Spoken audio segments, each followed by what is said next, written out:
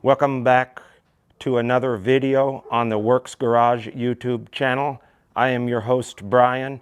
In today's video I will be installing a MX5things front facing camera on project ND.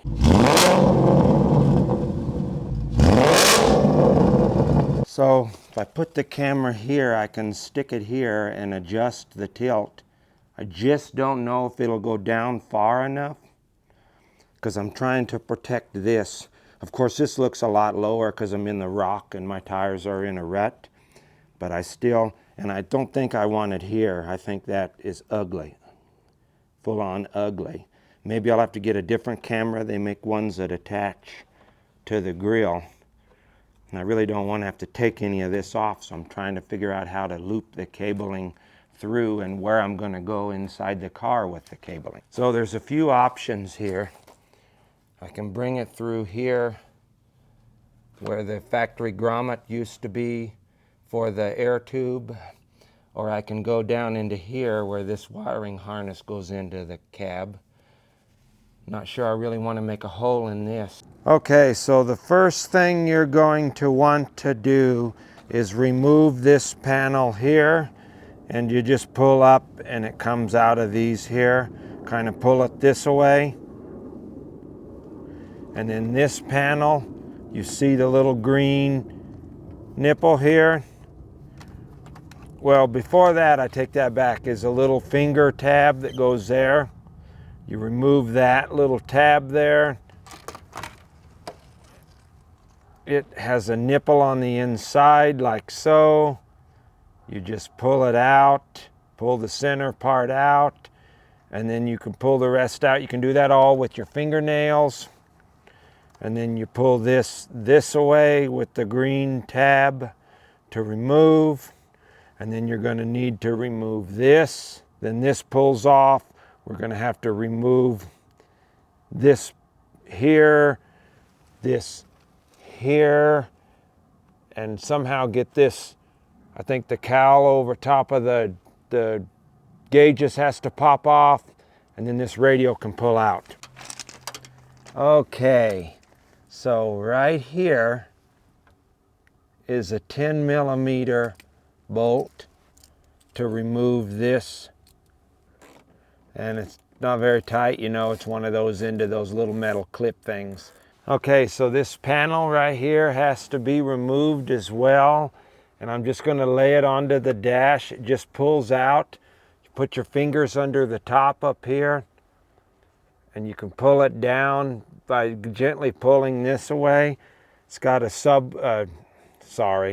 got a tweeter in here. You can see the cable running out of here. Don't recommend trying to unplug that. They're kind of complicated and can be broken very easily. Now you'll see why you had to do that, because this comes up here like that and clips in. Now it's almost out here, as you can see. See? Very simple. Just be very careful with what you're doing here.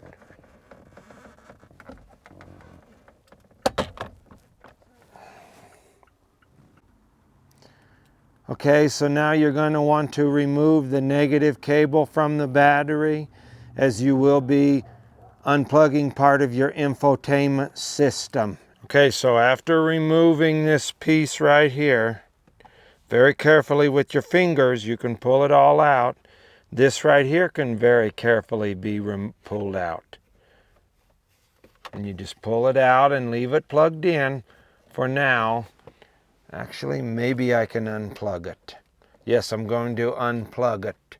It looks very simple. Looks like a thumb plug. Okay, so it's just a little, use your finger.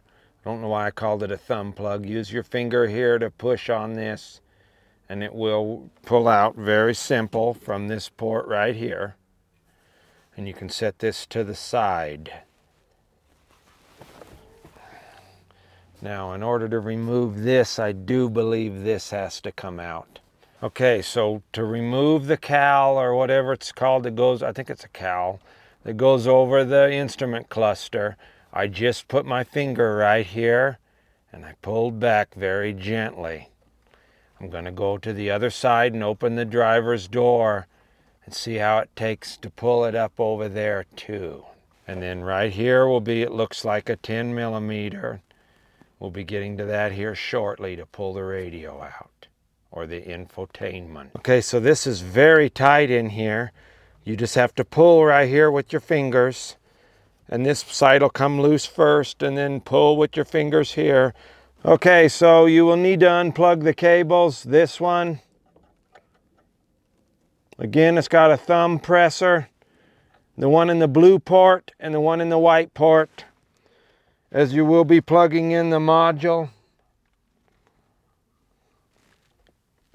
for the camera.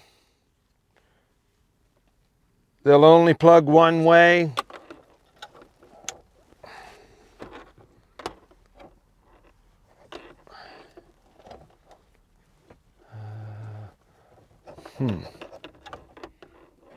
Not sure if we want to go, if it goes over or under. I think we'll take it under.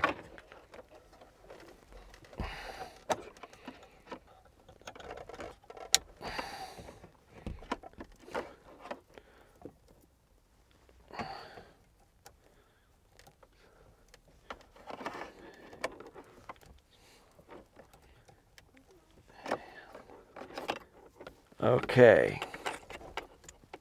So make sure you keep these up and out of the way so you can plug these in.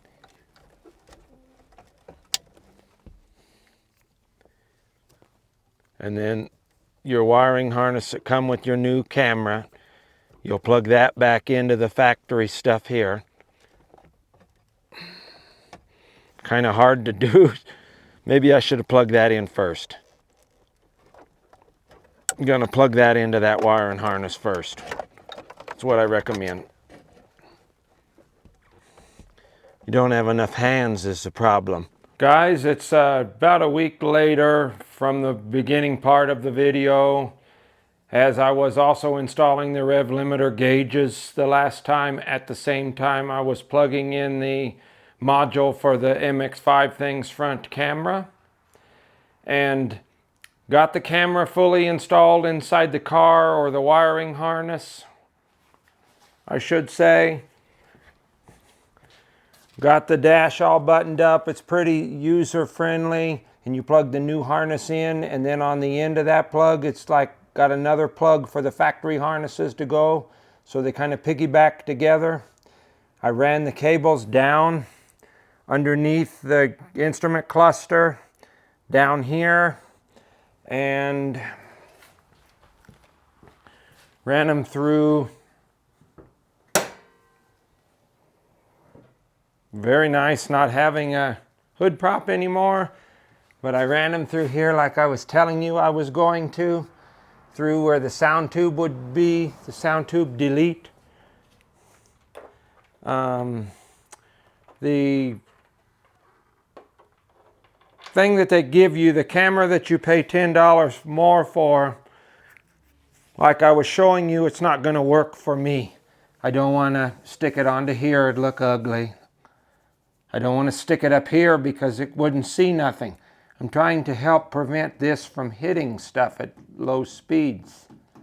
So I got a different kind of camera that will grab onto the grill. Okay, so to get this on there, as I was stating or may have stated earlier, the splitter makes it very hard. I did not want to take the splitter off, as it is a lot of work. So what I did was I jacked it up, I took the tire off. Of course, on jack stands, I took the side panel, the bottom half of the inside of the fender well. I undid the clips, reached my hand through the cable, pushed the cable through, routed it around here. Very hard to route it through. You have to pull it with needle nose to get it up next to the grill here. Routed it across here, across here. My son helped me. He held the head while I shoved down the washer and the nut down the cable. Then I plugged the top cables across here, routed the top cables across here. Wished I would have done it a little nicer. Kind of too late now because they're plugged in, and I taped the plugs because I didn't want them to come apart. But it's right here, and I'm going to have to figure out how to cut a slit in my grommet, I guess, and slide that through, and then put some silicone where I cut the slit to get this up there. But I slid it. I wished I would have went under. Can't no more. Not sure what that cable is there, but can't go under now. Screwed the pooch. Maybe I'll put some of this on it. I have some of this somewhere, some of this plastic serrated stuff, and I'll put that on it, and I'll zip tie it down here and across here. Should have went under. Hindsight is 20/20. And tomorrow I'm going to have to get a paint marker. I can't find my paint marker. Paint that washer or fender washer that's behind there, and you'll never see it once it's black. I'll let you guys see. I went with the bigger one because I wanted to have more of a grip. Now, I did have troubles tightening it. The nut is on the back side. I could only get it finger tight, which wasn't tight enough. Pardon me, my light is flashing. I'm running out of light here. Could only get it to certain tightness. Hope it stays. It is adjustable. I guess it's up all the way or down all the way. Couldn't get any more adjustment out of the height of it, but it's already facing down. I can see the sides of it. I'll show you here in a minute. Okay, now to activate the camera, you press the mute button and hold like this for several seconds. You cannot have the emergency brake up or it will not activate.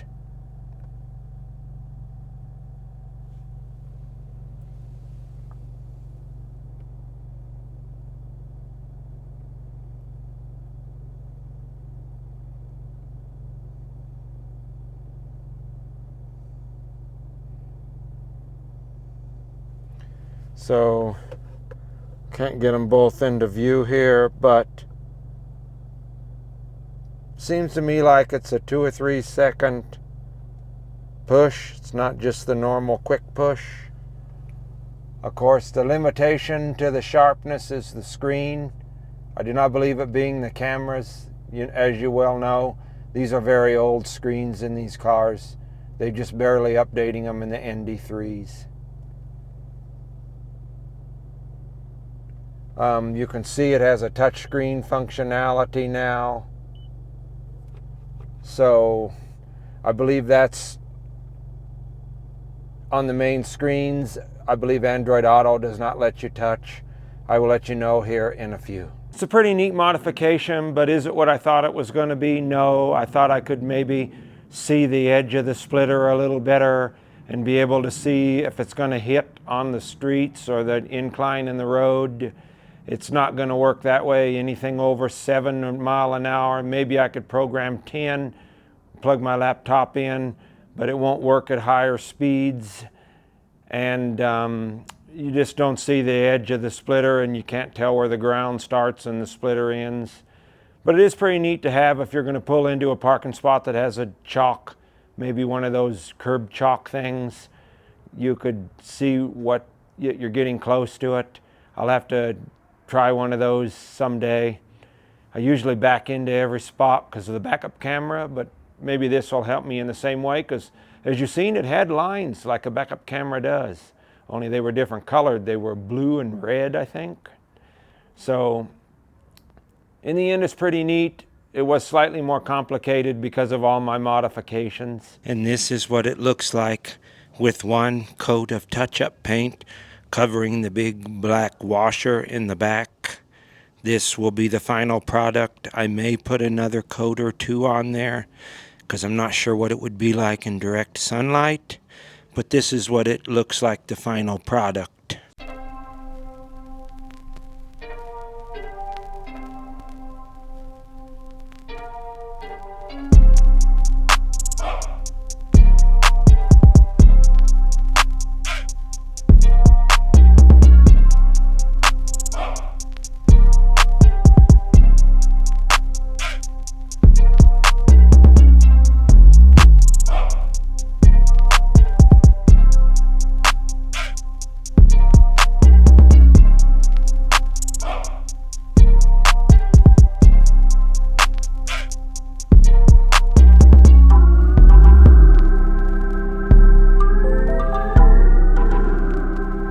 All in all, the camera is better than I thought it was.